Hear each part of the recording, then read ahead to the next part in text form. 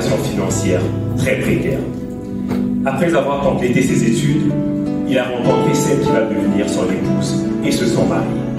À la suite de leur premier enfant, la guerre éclate et ils sont forcés de quitter leur pays. Ils ont dû vivre dans un camp de réfugiés, dans l'insécurité, la malnutrition et entourés de bandits.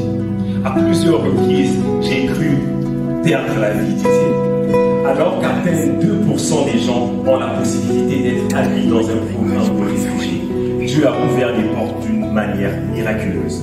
Il avait un projet pour Barnabas et sa famille, celui de rejoindre le Canada. Sa femme, qui était chrétienne, désirait aller dans une église vivante, centrée sur Dieu. Elle a commencé à fréquenter l'église Nouvelle Vie et avec sa famille, ils se sont tous fait baptiser. Alors qu'il avait entendu parler de Dieu au Burundi, il a décidé de laisser le besoin de chercher Dieu prendre vie en lui.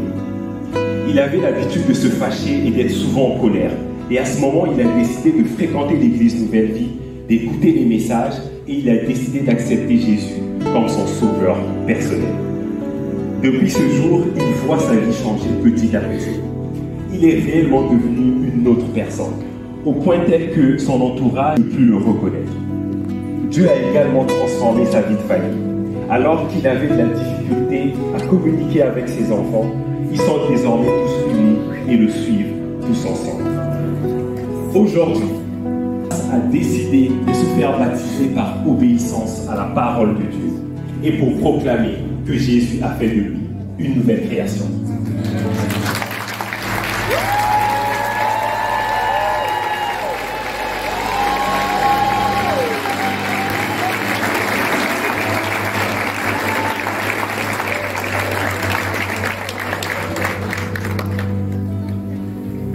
Nous allons maintenant lire le témoignage de Sandra Lucia. Sandra Lucia a grandi dans une famille très religieuse.